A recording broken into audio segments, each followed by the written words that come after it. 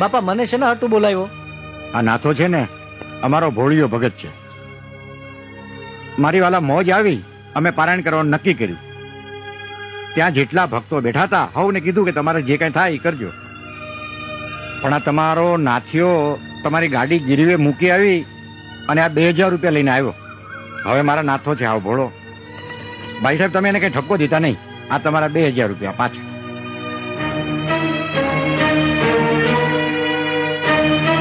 બાપા આ 2000 રૂપિયા રાખો અને નાથુના નામે જ રામ પારાયણ કરાવજો.